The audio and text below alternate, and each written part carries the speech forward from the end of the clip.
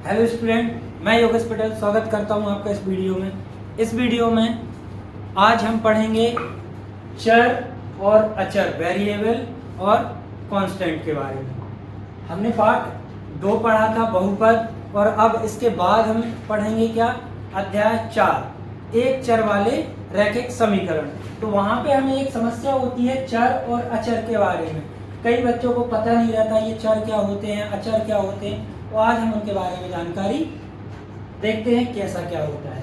तो हमने अभी तक 8वीं तक या 8वीं के पहले 8वीं में हमें चर अचर मिले भी हैं, उसके पहले हमें सिर्फ संख्याएं मिली हैं, न्यूमेरिकल मैथमेटिक्स ही मिली है। उसमें हमें जोड़ना, घटाना, गुणा, भाग, ये सारी संख्याएं हमने लगाई थी। जैसे आपकी 1 से 100 तक गिनती हो गई या आगे हो गई, नेचुरल नंबर हो गए, पूर्णांक संख्या हो गई, पूर्ण संख्या हो गई। तो संख्याओं के बारे में पढ़ा है। अब चर और अचर की बात करें, ये उपयोग होगा आपका बीजगणित में। बीजगणित में उपयोग होगा। तो बीजगणित में हमें चर की बात करें तो चर क्या हो गए आपके, ये सारी संख्याएं तो आपकी क्या हो गई, अचर हो गई। मतलब आपके 100 हो गया, 512 हो गया, 8342 हो गया, ये सब हो गई अचर संख्याएं। अब चर, चर मतलब वेरिएबल। वेरिएबल क्या होगा, चर सीधी सिंपल सी बात है कि इस गणित में हमें ABCD कोई X, Y, Z, L, M, N, है ना, या फिर P, Q,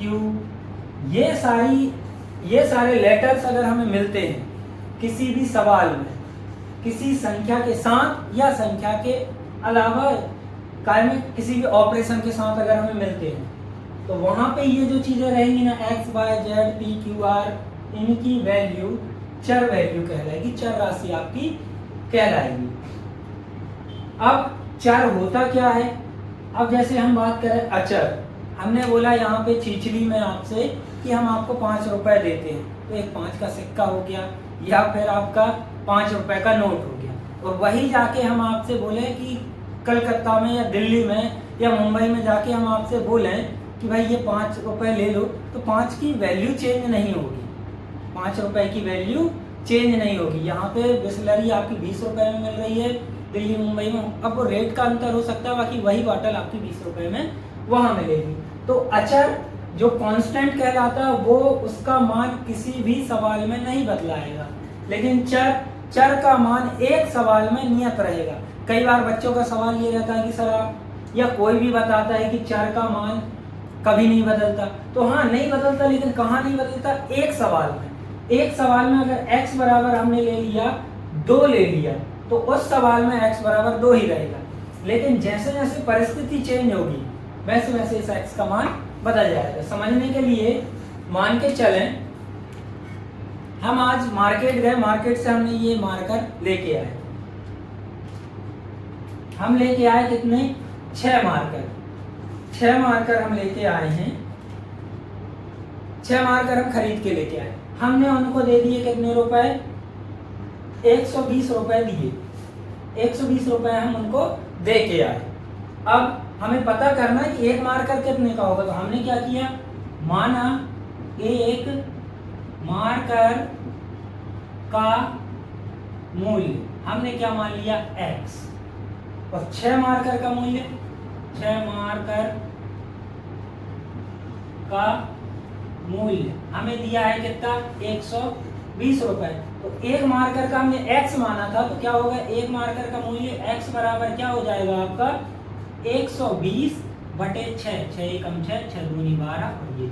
तो x की वैल्यू यहाँ पे आ गई 20 आई। अब हम इसी को चलें कि हम गए टॉप एंड टाउन पे चले गए और वहां पे हमने 6 चॉकलेट ली और उनको दिए 30 रुपए।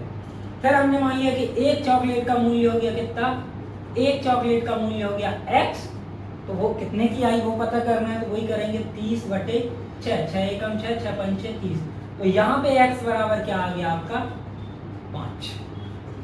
तो यहाँ पे x बराबर 5 है, यहाँ पे x बराबर 20। इस सवाल में यहाँ पे जो परिस्थिति मिली, यहाँ पे जो कंडीशन मिली है, वहां पे x का मान नहीं होगा चेंज, यहाँ x बराबर 5 ही रहेगा, लेकिन परिस्थिति जब बदल गई, चेंज हो गई, तब x का मान बदल गया। तो x का हम ये कहेंगे कि चर का मान बदल सकता है, अचर का मान कहीं नहीं बदलेगा। 5 यहाँ आ जाएगा तो यहीं 5 रहेगा, 5 यहाँ आता तो यहाँ भी 5 ही रहता। तो ये हो गए आपके क्या, चर और अचर राशियां।